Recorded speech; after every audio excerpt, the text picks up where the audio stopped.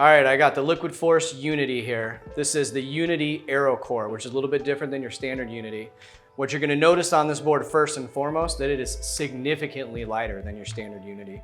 One of the ways that we shave the weight off is by using our AERO core technology, which is actually a precision CNC cut core.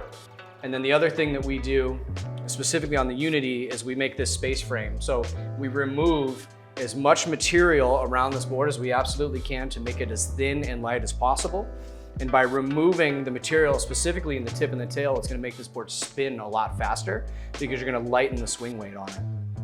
And then whenever you lighten up a board, obviously you need to reinforce it a little bit. So by having this SpaceFrame in here, this creates a stiffer top deck. And then we go one step further and we actually carbon tape this from tip to tail, top to bottom. So this is a very rigid board top to bottom while being one of the lightest boards on the market. Specifically in the tip and the tail, you really feel this when it comes around and swings. The way the board is actually built, this is a continuous rocker board, very aggressive continuous rocker.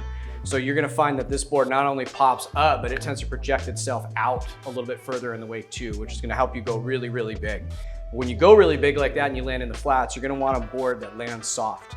So we got a pretty aggressive concave here in the belly, which is gonna help break up the water as you come down. It's not gonna feel like the board's clapping on the water. We also do pretty mellow rail chines on this, which is gonna keep the board going straight, but still give you the ability to kind of fudge some of those landings as you come down in the flats.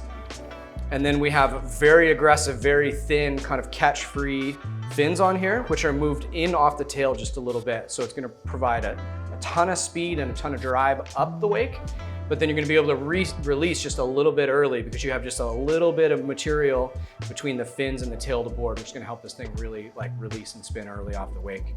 This is Sam Brown's Pro model. He's absolutely killing it on this board.